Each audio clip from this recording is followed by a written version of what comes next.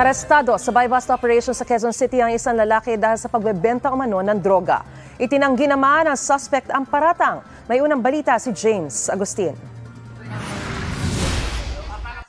Isinilbi ng mga operatiba ng QCPD Station 40 ng warrant of arrest laban sa 23 anyos sa lalaki na may kasong may kaugnayan sa droga sa Barangay Holy Spirit, Quezon City. September 15 nang maaresto ang lalaki sa isang drug buy-bust operation matapos umanong mabilhan ng shabu. Nag-plea bargaining siya doon sa kaso na yon.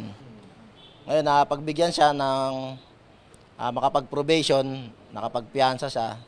Subalit hindi siya umattend ng drug dependency evaluation na nire-required ng korte. Ika-4 sa most wanted persons ng Holy Spirit Police Station ng suspect. 2 beses na rin siyang nakulong dahil sa pagsusugal. Diyan lang din siya nagtutulak sa area nila ng Holy Spirit at mga parokyan nila, yung karatig barangay nila.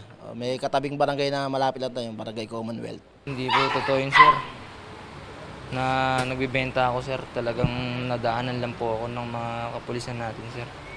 Pero alam mo may warrant of arrest laban sa'yo? Opo. Kaya hindi naman po ako kaya hindi naman po ako malis sa bahay, sir, kasi alam ko na sa sarili ko, sir, na wala akong maling ginagawa, sir. Inihanda na ng pulisya ang mga dokumento para sa return of warrant. Ito ang unang balita. James Agustin para sa GMA Integrated News. Mga kapuso, para una ka sa mga balita, mag-subscribe sa GMA Integrated News sa YouTube. Sa mga kapuso abroad, subaybayan niyo po kami sa GMA Pinoy TV at sa www.gmanews.tv.